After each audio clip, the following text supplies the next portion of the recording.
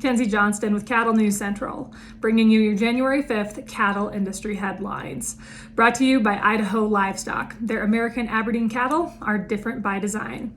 Aberdeens are smaller, more efficient cattle, allowing producers to feed less and run 20 to 30% more cattle, something that you can't do with large frame 1,400 to 1,500 pound cows. This results in more calves to sell, which equates into a more profitable bottom line.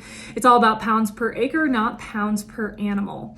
For efficient calving specialist bulls, check out Idaho Livestock from Hayden, Idaho, and also Mitchell, Nebraska. Contact Dean Pike. He is the program manager at 303-810-7605, or head on over to www.idlivestock.com. Earlier this week, Beyond Meat announced it has added Beyond Steak to select Costco locations in Arizona, Nevada, New Mexico, Colorado, and of course, California.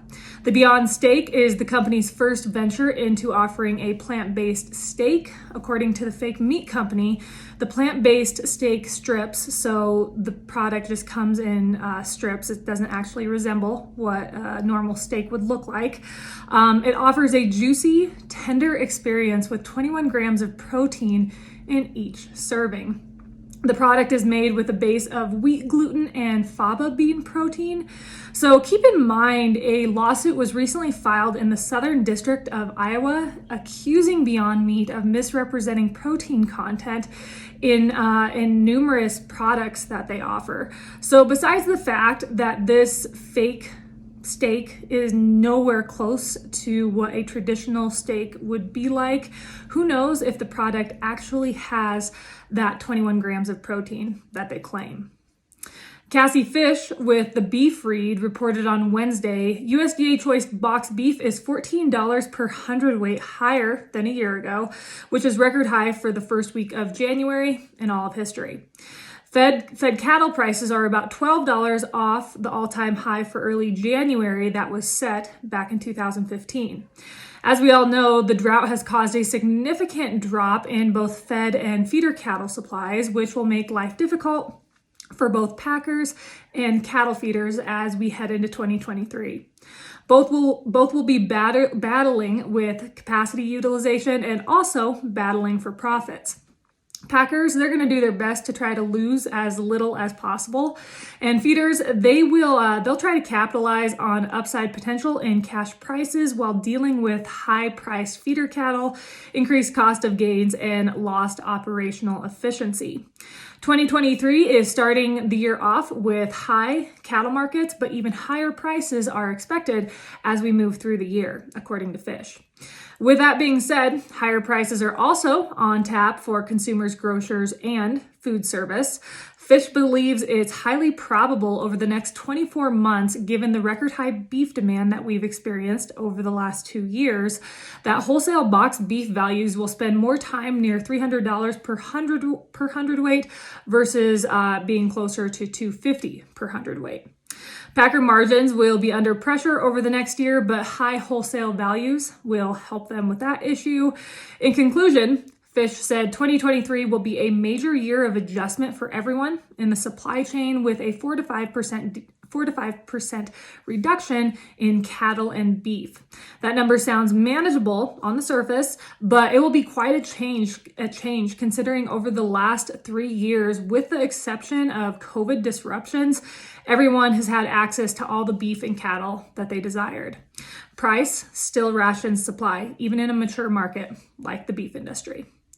This update is also sponsored by Circle 5 Cow School. If you want to learn how to preg check your own cows or start AIing, Circle 5 Cow School is definitely the way to go. They're going to be hosting a school down in Lindsay, Oklahoma on January 13th and 14th. If you're in that area, I encourage you to check them out.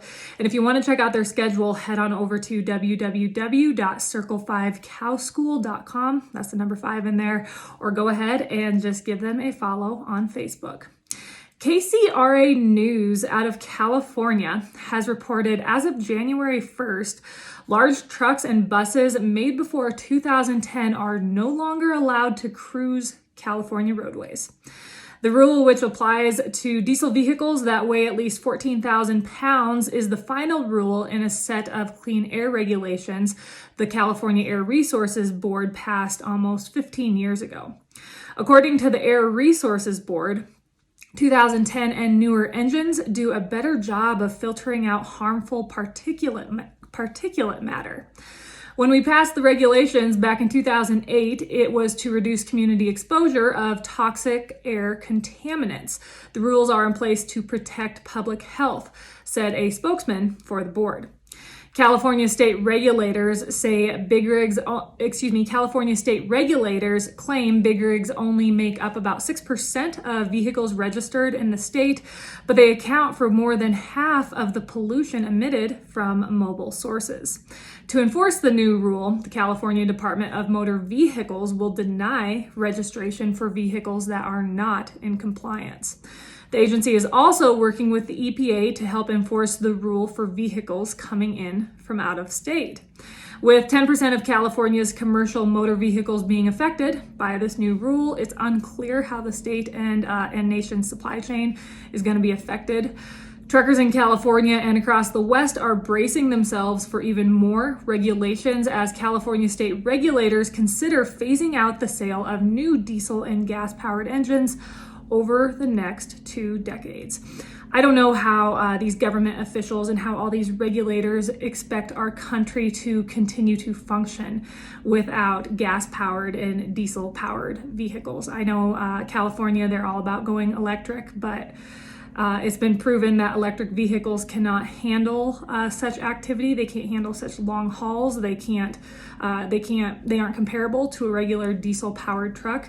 This push to do away with diesel and gas-powered engines and then not allow vehicles made before 2010 is absolutely ridiculous out there in California. That is all I have for you guys this morning. I hope everyone's week is rolling right along. I am on my way out to Pendleton, Oregon today. I'm going to be speaking at the Oregon Cattlemen's Convention tomorrow. If you're out there, be sure to stop by and say hello. Otherwise, you guys have yourself a great day, and I'll catch you later.